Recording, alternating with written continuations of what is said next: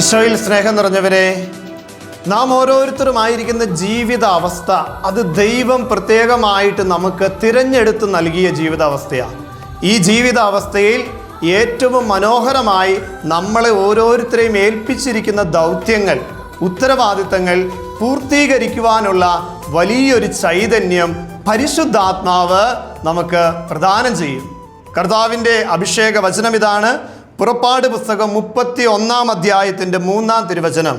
ഞാൻ അവനിൽ ദൈവീക ചൈതന്യം നിറച്ചിരിക്കുന്നു, സാമർഥ്യവും ബുദ്ധിശക്തിയും വിജ്ഞാനവും എല്ലാത്തരം ശില്പവേലകളിലുമുള്ള വൈദഗ്ധ്യവും അവന് ഞാൻ നൽകിയിരിക്കുന്നു.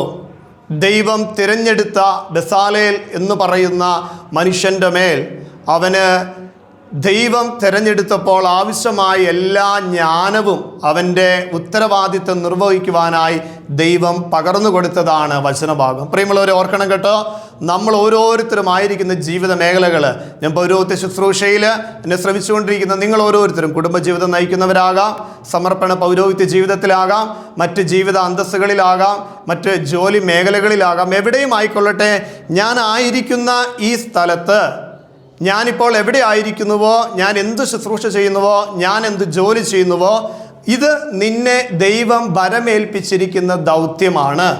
പ്രിയമുള്ളവരെ, ഈ ദൗത്യം ഏറ്റവും അനുഗ്രഹപ്രദമായി, ഏറ്റവും മനോഹരമായി, ഏറ്റവും നല്ല രീതിയിൽ പൂർത്തീകരിക്കുവാനുള്ള കൃപ, ചൈതന്യം ദൈവം നമ്മളിൽ ഓരോരുത്തരിലും നിക്ഷേപിച്ചിട്ടുണ്ട്. ദൈവത്തിൻ്റെ പരിശുദ്ധാത്മാവ് ജ്ഞാനത്താൽ, സാമർഥ്യത്താൽ, ബുദ്ധിശക്തിയാൽ, വിജ്ഞാനത്താൽ നമ്മളായിരിക്കുന്ന ജീവിത മേഖലകളിൽ ഏൽപ്പിക്കപ്പെട്ടിരിക്കുന്ന ഉത്തരവാദിത്വം ഏറ്റവും മനോഹരമായി പൂർത്തീകരിക്കുവാനുള്ള കൃപയും അഭിഷേകവും നമുക്ക് നൽകും.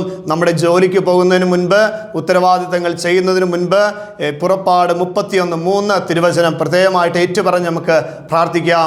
ദൈവമേ, ഈ ജോലി, ഈ ദൗത്യം ഏറ്റവും അനുഗ്രഹപ്രദമായി നിർവഹിക്കുവാനുള്ള ദൈവീക ചൈതന്യം എനിക്ക് നൽകണമേ എന്ന് പ്രാർത്ഥിക്കാം. നമ്മുടെ ഇന്നത്തെ എല്ലാ നിയോഗങ്ങളെ സമർപ്പിക്കാം. പ്രത്യേകമായിട്ട് നമ്മൾ ചെയ്യുന്ന ജോലികൾ, ഉത്തരവാദിത്തങ്ങൾ അതേതുമായിക്കൊള്ളട്ടെ, ദൈവസന്നിധിയിലേക്കൊന്ന് സമർപ്പിച്ചേ.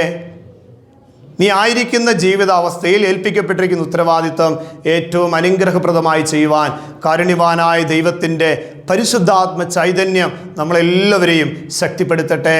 പ്രാർത്ഥനയോടെ ദിവ്യകാരുണ്യനാഥൻ്റെ ആശീർവാദം നമുക്ക് സ്വീകരിക്കാം. പരിശുദ്ധ പരമദിവ്യ കാരുണ്യത്തിന്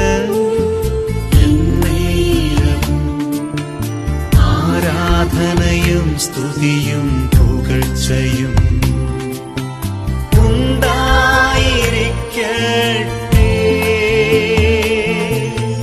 പരിശുദ്ധ പരമദിവ്യ കാരുണ്യത്തിന് നേരവും ആരാധനയും സ്തുതിയും പുകഴ്ചയും